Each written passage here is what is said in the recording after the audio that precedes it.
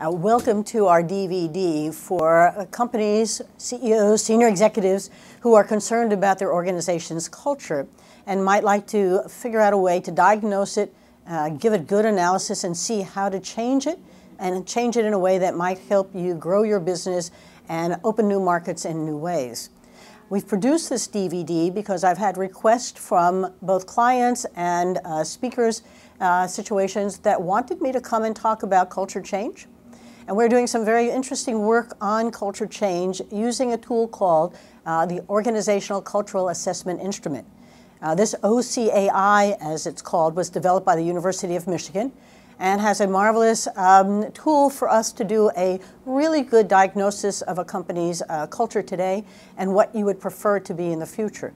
So I'll talk about that in a moment, but using that as a tool, we've created a workshop to help companies take a good look at where they are, where they think the challenges are going forward, and how to actually change this.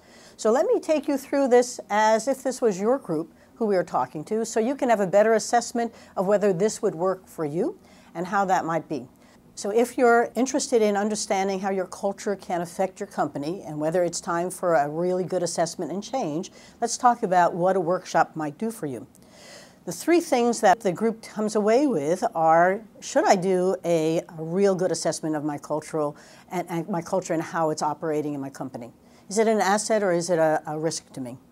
The second, do I need an OCAI, an Organizational Cultural Assessment Instrument?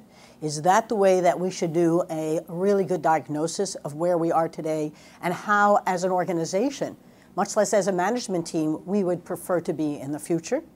And the last part, okay, I figured it out. I think we need to change.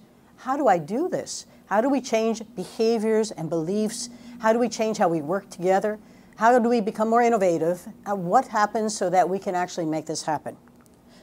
The research is extremely compelling. And this is why I find this such a wonderful workshop for companies, as well as an approach.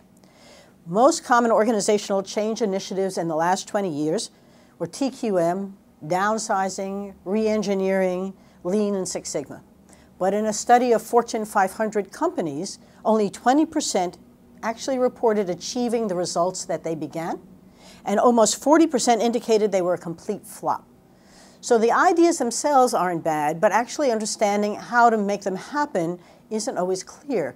What became clear from the research is, by and large, unless the change process was about culture change, not just about quality or about downsizing or about Lean Six Sigma, unless you're going to change the culture in which this was operating, it doesn't take place.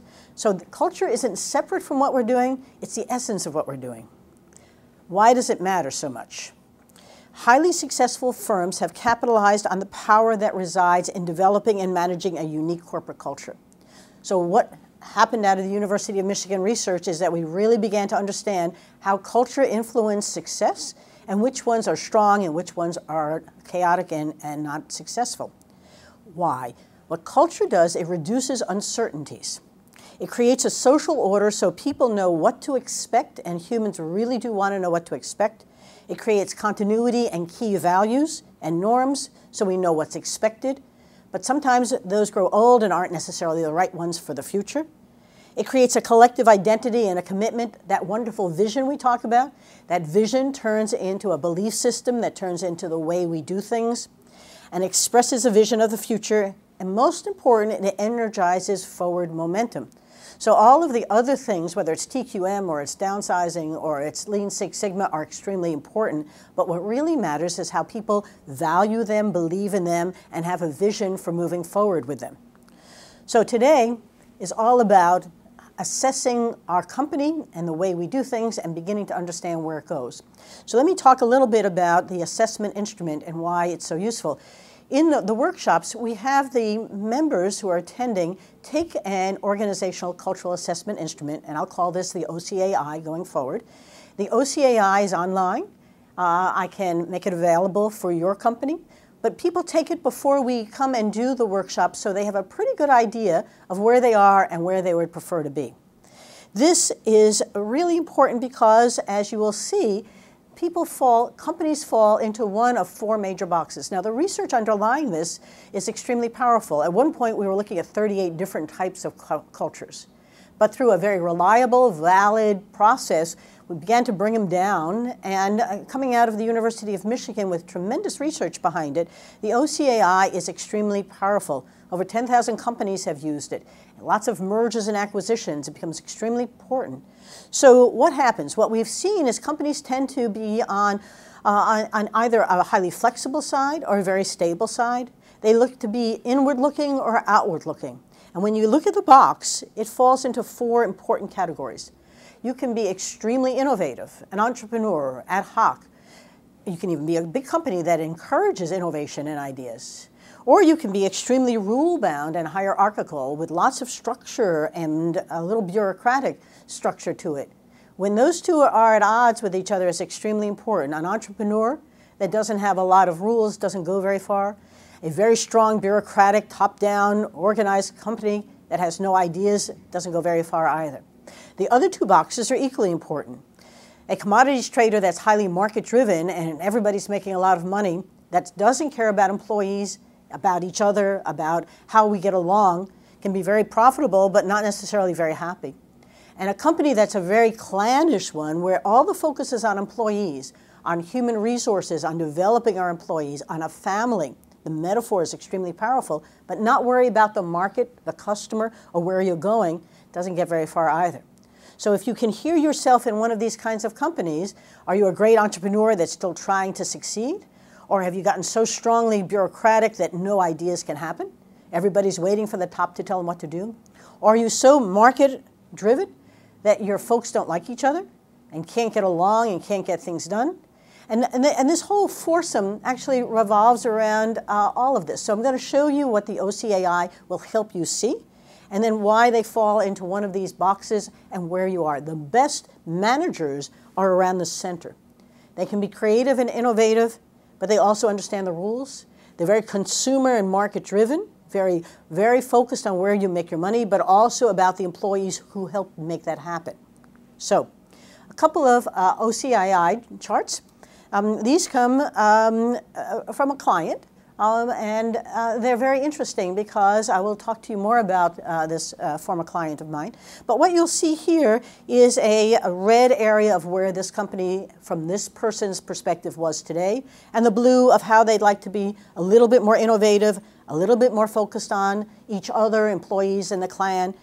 Now, this was another member of that same company. They saw themselves as extremely market-driven, all red, really, really blue, really, really trying to get the market and the benefits of profitability done. They'd like to become much more of a team organization, much more structured with some better controls and a lot more innovative. That's an extreme in terms of market-driven. In their minds, the company's all about bottom line. Same company, third person. They think the company is all about the team, employees, taking care of each other, worried about collaboration, about a leader who's a mentor and a grower. Now, how can you have 3 very different OCAIs in the same company? Well, what you're going to see is that this could be in yours as well.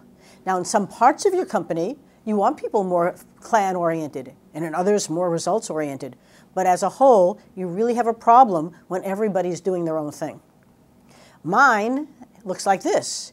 So today I have some rules and I have some market-driven focus on results. I don't have any staff, but I am concerned about collaborating, particularly with my clients. But I'd like to be as innovative as I can because the times are changing. And as the times change, the very thing that made me successful may not make me successful for tomorrow. In part, that's why I'm doing this DVD, because it's hard for people to experience what we're doing until we do it. But I'm becoming more and more comfortable that this is extremely powerful and time to share it. Our job today is to look at your culture, whether you're watching the DVD or you're here in the room with us, show you how this might help you understand the challenges you're facing. It isn't inconsequential. It's connected. Remember, only 20% of the people actually saw their quality improve. 40% had some flopping going on. Maybe I can start you on a journey to change your culture in a very specific way. And I'll show you on this little cartoon, it's about you. At the end of the day, it's really about how your management style is, how your company manages, how you wake up every day and go through your habits.